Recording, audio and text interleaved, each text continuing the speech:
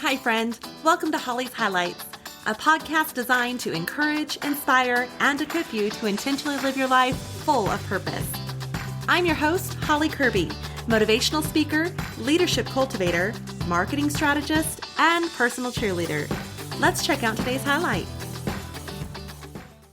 Well, it is out. My book Facelift released last Friday, April 28th of 2023. And a special thank you to Risen Life for hosting the launch, but then of course to all who have supported the release of Facelift by purchasing a copy. Thank you, thank you, thank you. Now, I would value your review. So if you want to take a moment to go to Goodreads or Amazon or wherever you purchased your book, I would so appreciate your feedback there and taking that time to review. So again, thank you, thank you, thank you.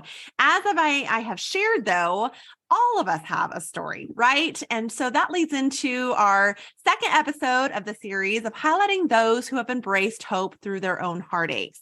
And today I am so excited to welcome our special guest, Peggy Douglas. She is originally from Minnesota, but she currently lives in Utah. And Peggy was married to her high school sweetheart for almost 23 years. And I love to hear stories of their time together. But then he went to be home with the Lord in 2020 as a result of a terminal illness, ALS, which is what we're going to be talking with and about today. So Peggy is a blessed mom of 4 with 2 adults and 2 teenagers. And I just know that there's so much in store for us today through her story. So without further ado, welcome, Peggy. Hello. Good morning. Thank you so much for taking time to be with us today. I think we're just going to dive right in if you're good with that. And let's start with that first opening question that is probably on every listener's mind of just kind of what are we talking about? So if you don't mind walking us back to the beginning, what took place that led to the heartache that you have walked through these past years? Sure. Well, it started back in 2015. My husband started having weakness in his hands, and he was playing softball. And he couldn't grip the ball in the glove. And he thought that was kind of weird. And then he started having kind of problems running. And of course, he didn't tell me about this. He was monitoring it for about 3 months before he mentioned to me that he was having these problems. And I think the straw that kind of was like, oh, this is not normal to him was when we went skiing back in northern Minnesota. He couldn't get up on skis. He didn't have enough grip strength to hold the rope. And he had been skiing his whole life, water skiing. And so it was after that, I was like, well, what's going on? Why can't you ski? This is really odd. And so he finally told me what was going on. And he's like, well, I think it's just because I turned 40. They say life's over after 40. And I was like, I don't think this has anything to do with turning 40. So we made a doctor's appointment. And they referred him to a neurologist, and the neurologist had like a 4 or 5 month wait. And that was too long. So I just kept calling every neurologist that I could find to get into one sooner. And she saw us and she said, yeah, you definitely have neurological issues going on. Let's see if I can get you into this specific neurologist. And maybe if I push it through, you can get in sooner. And so I think it was maybe 3 months after that initial appointment that we found out that he was diagnosed with ALS. And I had a suspicion once I started taking note of his symptoms. I did a bunch of research and I was pretty sure that he had ALS. And then when I looked up the doctor that she referred us to, they were an ALS specialist. And so I was pretty convinced before we even saw that doctor that that's what he had. December of 2015. There's so much in there that I think from his standpoint, the concept of, I'm just turning 40. I remember my mom telling me like life changes at 40. So I understand kind of his perception there, but how insightful of you to be able to take the symptoms and go, hey, we're not waiting 5 or 6 months. Cause so many of us would just be like, okay, whatever they say, we'll wait that. But the persistency to get him in. Wow. Now that's a lot of information that was provided to you. So how did you grasp how did you grasp all that? I mean, as you said, there was a little bit of insight of knowing that was the type of doctor and you following the symptoms, but still that hits. Right. I think even though I knew, I kind of hadn't wrapped my brain around it. And so during the diagnosis meeting, they sit down with you with this big 3-ring binder of information, and they like start going through all the stages and all the muscle loss and all the different things that you're going to go through.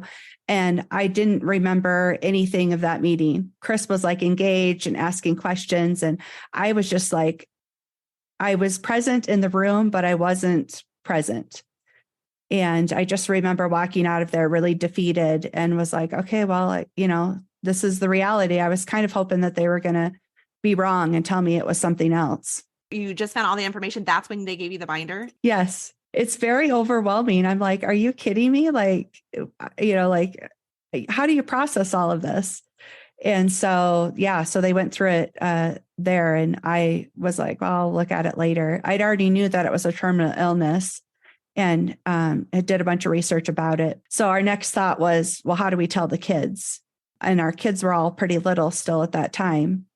And it was right before Christmas. And some of them kind of had started noticing, Dad's balance was off, and he was falling down a lot, shoveling out in the driveway. And he just one little bump shoveling, he'd fall over. And the boys kind of laughed about it. They're like, what, is Dad getting old, or what is wrong with him? So we had to sit down with them. I think it was like 5 days before Christmas. And we had our pastor and a counselor sit down with all of us and tell them the news. So that was very, very difficult. Yeah. That would definitely be heartbreaking and challenging all wrapped up. But it sounds like some smart, wise moves that you did of having some support there, added support for all of you, the process of telling them and the process of hopefully them taking that in. That in itself sounds like a hurdle, of course, of having to tell your children. What are the other hurdles that you had to go through initially when you first found out this? Well, could he keep working? Could we keep our house? How long could he drive? And all of those things. And since it started in his hands, pretty immediately I had to start dressing him, because he wore dress shirts to work and stuff, and just buttoning his jeans. And it's like, well, how do you go to the bathroom at work when you can't unbutton your own pants? Yeah. And so we had to get really creative and figure out a bunch of things like really pretty quickly. And the first hurdle was, well, we have a 2-story home, and we're not sure, if we can make a bathroom on the main floor accessible and whatnot. And we just decided to sell. Now, looking back, there's lots of things we learned, and we probably could have stayed at that home, but you don't know what don't know until you know it. So, and go through it. So we've learned a lot through the process, but we sold our home. And then it was like, well, where are we going to move? And we couldn't find a ranch style home in Utah. And so we moved back to Minnesota. That's where we're both originally from. And we went back to near Chris's hometown and bought a ranch style home there and remodeled it. And so, lots of selling homes, buying homes, finishing out kids at school here, getting them in new schools there, and just lots of things. We sold our home in February. And so December to February, there was a lot happening because we had to get our home ready to sell. And then we sold it really quickly. And then it was like, oh no, now what are we going to do? And so we ended up purchasing a home, I think in maybe March. And then, March, we purchased a home in Minnesota because we couldn't find one here. And we moved most of our stuff out of our home in April. And we moved in with some good friends in town to finish out the school year, which ended the beginning of June. So from sometime in April till June, we lived with some good friends, and then headed out of town after kids got out of school. It's a lot in a short time frame. And that begs to the question of, okay, with so much going on, I mean, this just hit you. I can't even imagine that initial meeting of the 3-ring binder, and then having to go tell your kids, and then having to move, and then have to deal with school closing, all of that you had going on. How did you embrace hope in the midst of all of this so quickly? How did you embrace that hope through this heartache? Well, it started with my husband. So I just remember crying and crying, like, I don't want to do this. Can't we have a different story? And he was so strong and so brave. He accepted it really quickly and embraced it and was like, no, this is our story and we're going to live it out and we're going to be strong and we're going to see what God has in store in the middle of our story. And so I think it started with him encouraging me that it was going to be okay and being brave for the rest of us.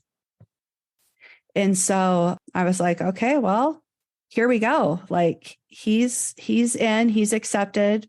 Now I got to wrap my brain around that. And then it was really our faith in Jesus Christ that uplifted us and provided all of the things that we needed when we needed them. Oh, I think you just hit on something so crucial. Anytime we're going through something, is we have the opportunity to be the catalyst for what this looks like in our approach. As you shared, he was the one that was initially like it all consuming. He was having to deal with it. And yet his outlook filtered on and seemed to filter through you and your children, and the opportunity that we have to take whatever we're dealing with and how we approach it and how we can help others deal with it as well is huge. I think that's just so huge. Okay, so from here, he takes that approach. You take that approach. You mentioned your firm faith and solid foundation in Christ, which is so key. What did this journey look like from there? What did it look like for you, for your kids, for him, for those around you? Well, it was a lot of ups and downs for sure. Never in my life had I had to cling to my faith more than during that time. Going to a new town, starting new schools, getting the kids plugged in, finding a church. We had very specific goals because we knew Chris's mobility, his ability to talk, all of those things we didn't know when the last day of that happening was going to be, because his voice also started slurring pretty early on. And people thought that he had been drinking because he physically looked okay. But then when you heard him talk, it sounded like he had been drinking. And that was just the ALS affecting his vocal cord muscles and stuff. And so we had an agenda and we just worked really hard to get plugged into a church family, get into a small group. And so we had that community around us supporting us. And in the middle of remodeling our home and doing all of that stuff. Looking back, I was like, I don't even know how we survived it. I mean, it's just unimaginable, but we did it. And I think we came out stronger on the other side because of it. But it wasn't an easy road. We had to do a lot of advocating for a lot of things. ALS has been around for over 50 years, but they still don't know a lot about it.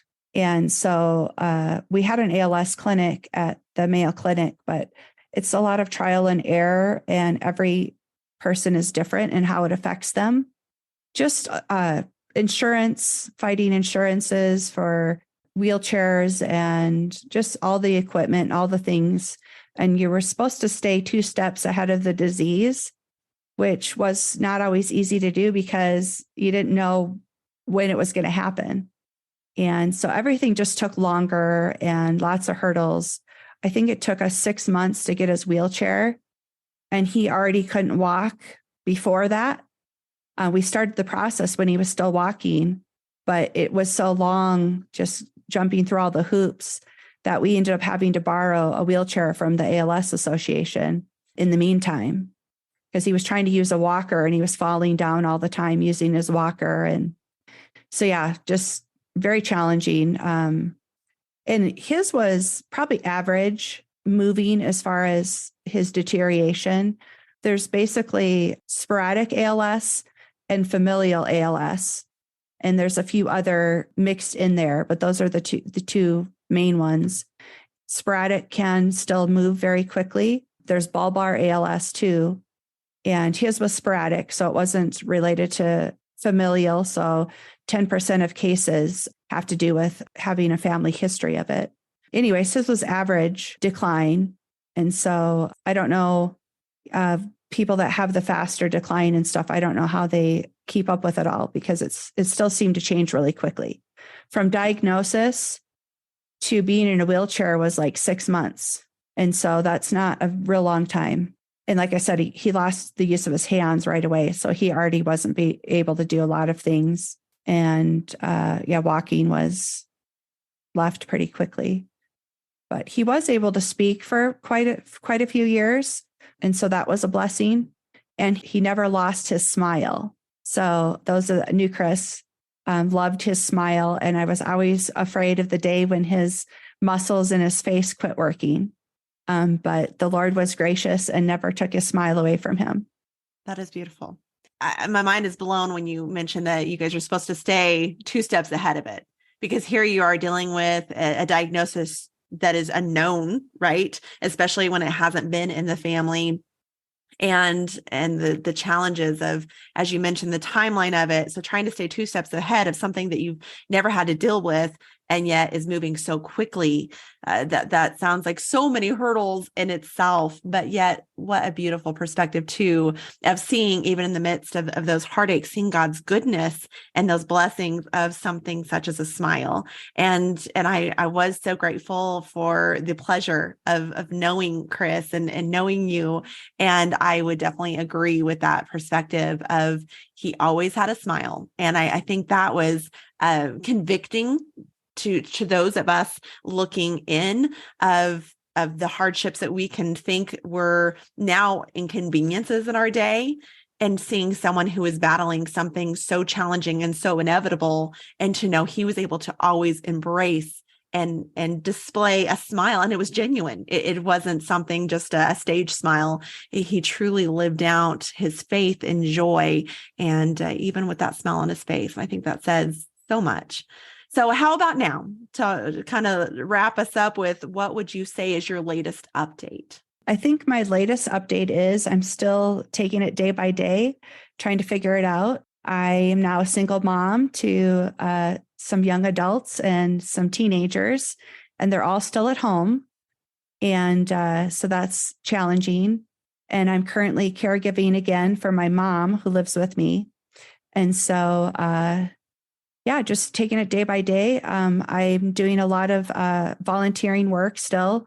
I'm able to be involved a little bit more with my kids' activities and things than Chris, had ALS for 5 years. And so just now kind of getting back into the things that I used to do. I'm involved with our Mothers of Preschoolers group at our church, helping to facilitate that. And we do a lot of volunteering work for Inheritance of Hope. And so I wanted to mention that that was a great resource for us. And that helps families who have a parent dealing with a terminal illness.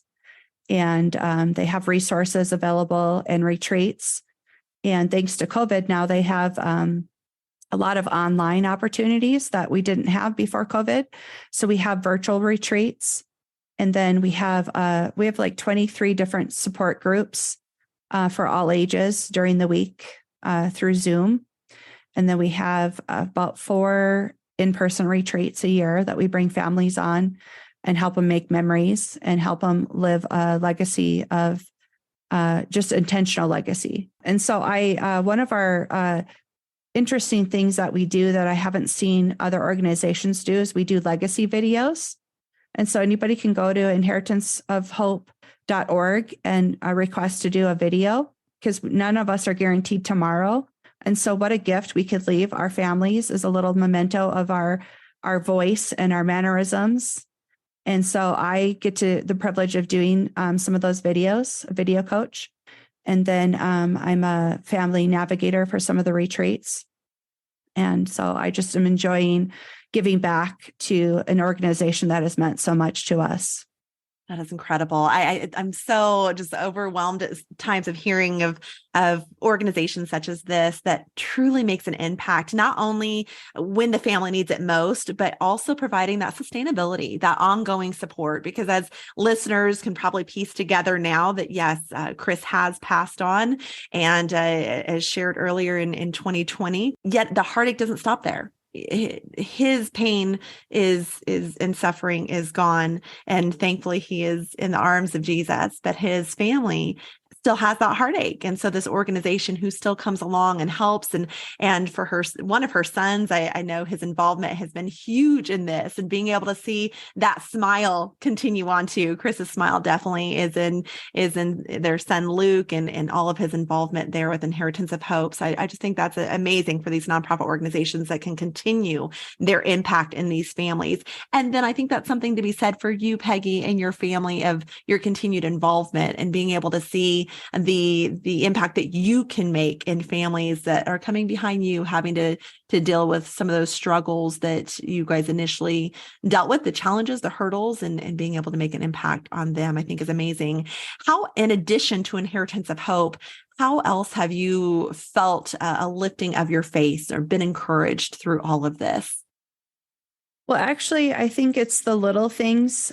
People always think you have to make these big, grandiose gestures to show somebody you care about them and love them and come alongside them. But it's really the little things, the notes of encouragement that I've gotten from people, the texts, the phone calls, and just the unexpected meal that shows up at your door, or the unexpected invitation to coffee or lunch or whatever. And our motto in our family's always been, you can't do everything, but everybody can do something.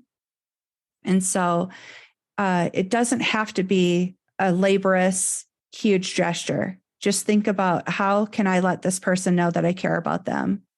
And as you say, lift their face. And that means a smile. And so it doesn't have to be complicated. I like that. You can't do everything, but you can do something. That's one thing that we definitely cover in Facelift, is using our story to make an impact in others, and that not everyone is called to even do the same thing. There's different opportunities in finding what you're able to do and doing it. So I love that yeah, you can't do everything, but everyone can do something. Now, any advice you give to those perhaps walking through their own heartache right now? I think just taking it day by day. I think if you look at the bigger picture, it can get really discouraging. I think that was the hardest part for me, was not knowing the timeline. Because I think all of us can wrap our brains around doing really hard things if we know how long we have to do it. But we don't always get that opportunity. And so I think really just staying in the present. And yes, you have to try to plan ahead for some things, but really trying to stay in the day to day and worry about today, and then setting small goals for yourself. I think helps keep you on track. And then when you accomplish those small goals, you get confident and you can move forward and add to those goals and feel like you've accomplished something. Absolutely. Now, Peggy, we have a signature question here in Holly's Highlights. If you could go back and encourage, inspire, or equip yourself as a child, what would you tell your young self? I think it's interesting. I think God did a really good job equipping me for the things that I ended up having to face, because I actually in college was a paid caregiver. Because I was going into social work and I wanted to work with the older population. And so I did home health care. And it's amazing how that came to fruition. How many years later, I'm like, oh yeah, this is all coming back to me. I remember how to do all of this stuff. But I think I would have maybe paid more attention to how my parents did things, and just learned as many skills as I could, because when you're the only person having to do things, fix things, like just knowing, does the car need to go to the shop, or is it this, or is it that? And just maybe paying more attention to all the things that I eventually needed to know how to do. Good advice. Good advice. Yes. I know, looking back just with my mom's passing, canning. I wish I would have taken time to learn from her how to can. So some of those things that we take for granted in our parents or those around us, the talents that they have, and yet the opportunity we could take to actually learn that skill ourselves. So great insight there.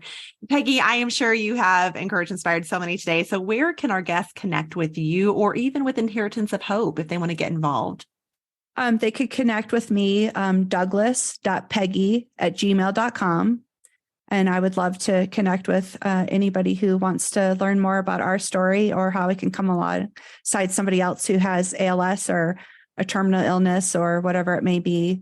And then inheritanceofhope.org is the website for that. And just some statistics, 1 in 20 kids will lose a parent before the age of 16, and 563 kids lose a parent every day. That's the statistic. So if it's not in your life, you will come across somebody who will need to know that information. And hopefully you can direct them to inheritanceofhope.org. Wow. Thank you, Peggy. Thank you for sharing with us and your example set for us and all who have watched you live out your hope and your faith throughout all these years. I personally, as I've shared, I can attest, you are remarkable. You truly are a remarkable woman. And I know I'm honored to call you friend, but I know that the Lord is looking at you and saying, well done, my good and faithful servant, to you and your family. So thank you for showing us that hope through your heartache today. Thank you. Thank you for joining me on this journey of life. I hope that today's highlight has been encouraging, inspiring, and equipping so you can go out and live your life full of purpose. I'd be honored if you'd take a moment to leave a review, or better yet, subscribe. We can also stay in touch by joining my email list at hollycurby.com. That's HOLLYCURBY.com.